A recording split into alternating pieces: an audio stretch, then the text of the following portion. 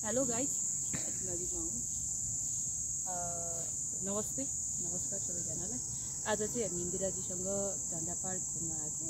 झन्डा पार्कबाट चाहिँ यो ब्याकग्राउन्डमा देखिएको भ्यू चाहिँ राम्रोसँग देखिँदो रहेछ। काठमाडौँ, भक्तपुर र ललितपुरको अधिकांश भागहरू यहाँबाट देखिँदो रहेछ। र यहाँ आज हामी बिहानतिर है धेरै कुराहरू देख्न पाइयो।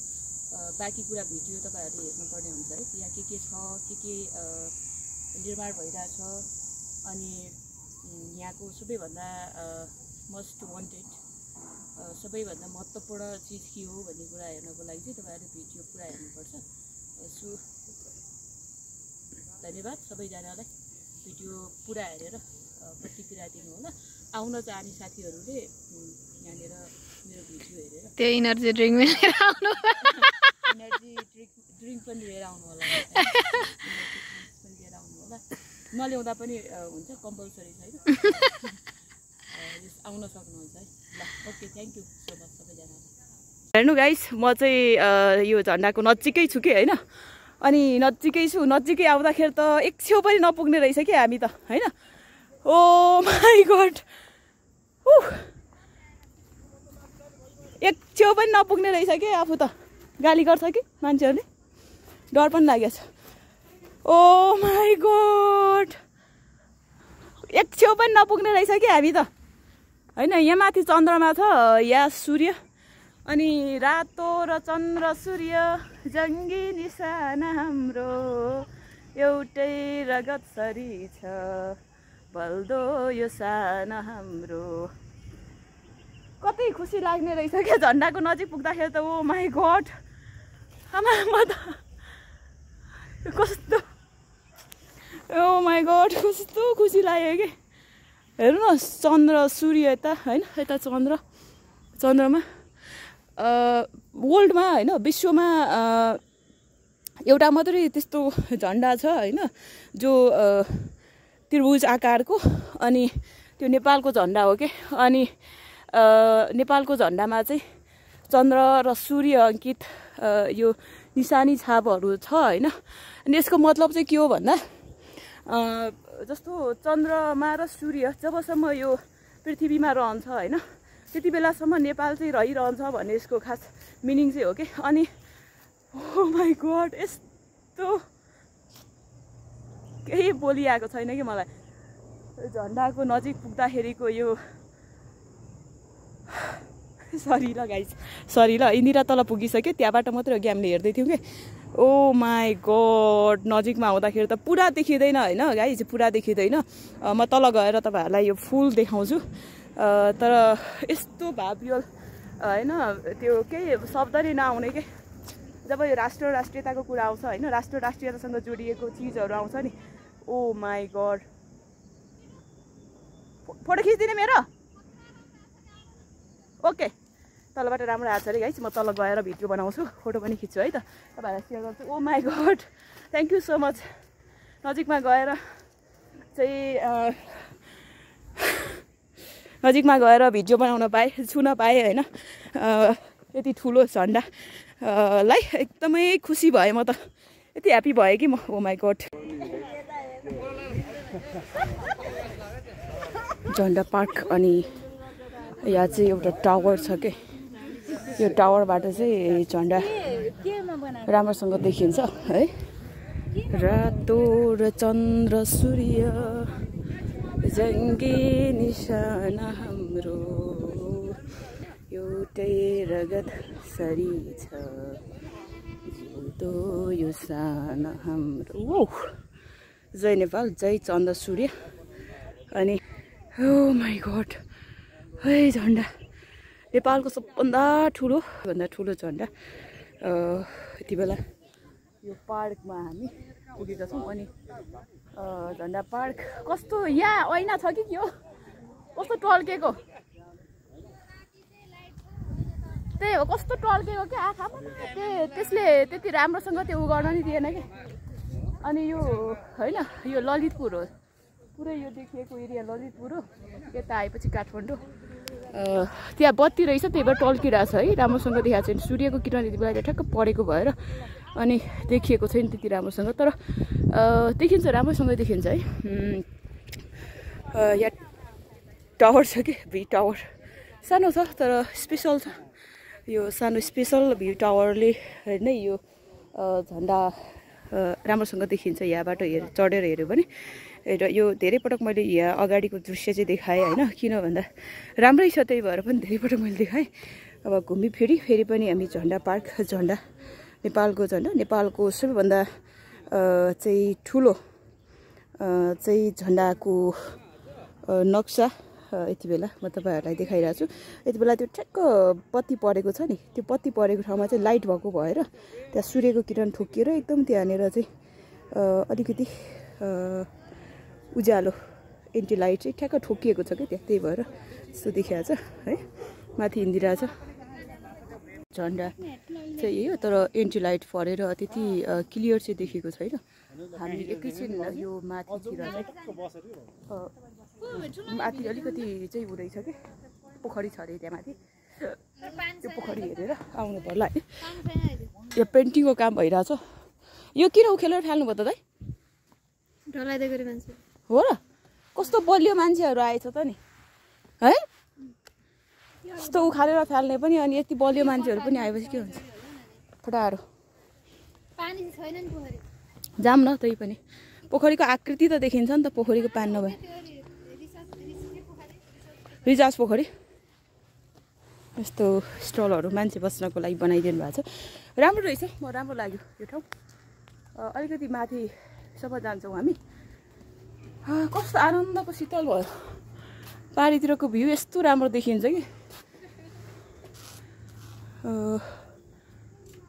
झन्डा पार्क झन्डा चाहिँ त्यस्तो राम्रो देखिएको छैन यति बेला पनि रहेछ न माथिसम्म सबै रहेछ यहाँ वन्य जन्तुहरूको एउटा एउटा प्रतीक राखिएको छ सुरुवातीबाटै हामीले देख्दै आएको छौँ लिन्छ खानु न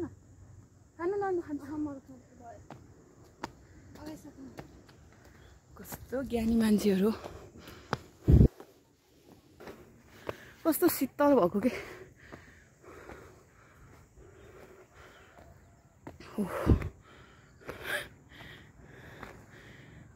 ल यो राइनो चाहिँ राइनो जस्तो देखेको छैन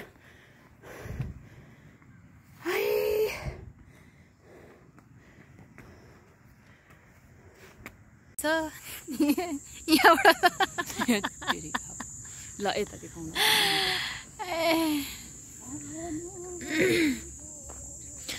अब हामी चाहिँ यो त्रिशुल र डम्बरू भएको ठाउँमा जाँदैछौँ तलको भाग जति घुमिसक्यौँ होइन हामी पछि चाहिँ यहाँ ठ्याक्कै यो झन्डा के अरे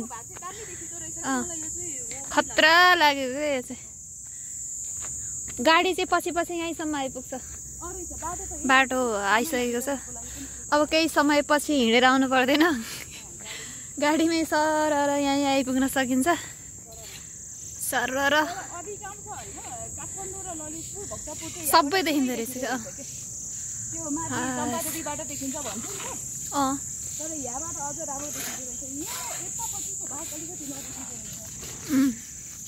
नभए सबै देखिन्छ बागमती खोला पनि कस्तो राम्रो देखिरहेको छ पानी नराम्रो भए पनि खोला चाहिँ राम्रो देखिरहेछ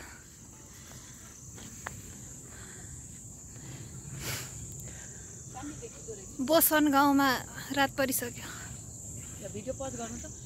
हेलो गाइस नमस्ते नमस्कार यति बेला चाहिँ हामी झन्डा पार्कमा छौँ अनि झन्डा पार्कबाट देखिएको यो मेरो पृष्ठभूमिमा काठमाडौँ भक्तपुर र ललितपुर हो यो चम्पादेवीबाट चाहिँ राम्रोसँग देखिन्छ भन्थ्यो कि पहिला हामी त्यतातिर पनि गएर हेर्न चाहिँ हेऱ्यौँ तर यहाँबाट अझ राम्रोसँग देखिँदो रहेछ भन्ने कुरा चाहिँ यहाँ आएर थाहा भयो यति राम्रो भ्यू देखिएको छ कि होइन हेर्नु त ओ माई गड है यहाँ त्रिशुल डमरू पनि छ यहाँ निर्माण कार्य अझै पनि सकिसकेको छैन तर अब थोरै मात्रै बाँकी छ क्या र यहाँ हस्तान्तरण गर्ने भनेर एकजना दाइले भन्दै हुनुहुन्थ्यो जो निर्माण कम्पनी बाटो हुनुहुँदो रहेछ उहाँ र त्यो कुराहरू पनि आयो।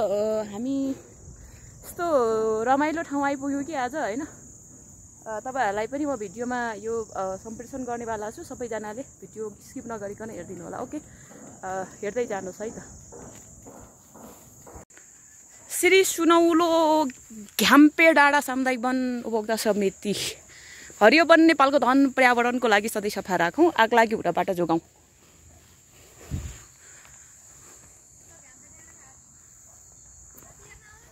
आउँछु। अब चाहिँ झन्डा पनि राम्रो गरी देखिनेवाला छ है साथीहरू। किन भन्नु न, घाम माथि गइसकेको छ। अब फर्किँदैछौँ हामी। लगभग धेरै समय पनि भयो हामी यहाँको। अब चाहिँ दौडिनुपर्छ जस्तो लागेको छ। म दौडिँदैछु। यति बेला चाहिँ यहाँ हात्ती घ्याम्पे डाँडामा बनाइएको हात्ती छ यहाँ। यो बाटो कहाँ जान्छ त हो? तर निकै राम्रो बनाएर रहेछ। यहाँबाट चाहिँ झन्डा देखिँदैन? जाम ल जाम हामी यति बेला दौडिँदैछौँ गाइस। इन्दिरा चाहिँ समात्नु न। साथीले यहाँ दाजु भेटेर फेरि चिया कफी खाउँ रे। चिया कफी खाएर जाउँ भन्ने कुरा हो। चिया कफी खाएर चाहिँ जान्छौँ होइन।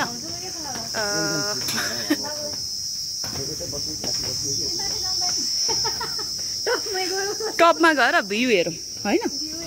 यहाँको मुख्य चिज चाहिँ भ्यू हेर्नुपर्ने रहेछ।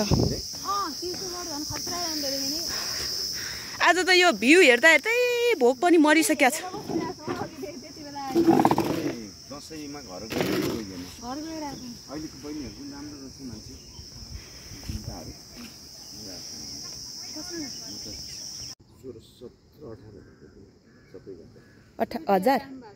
हजार भनेपछि त सस्तै हो नि होइन। त्यति पनि तर आम्दानी कति थियो भन्ने?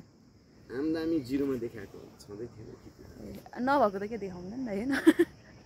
हामी यहाँ हाम्रो दाजु भेटिनु भएर चाहिँ त्यो गफसप गर्दैछौँ। गफ गर्नु हामी निस्किन्छौँ अब एकैछिनमा खाजा खाने भनेर बसिरहेको छौँ। त्यो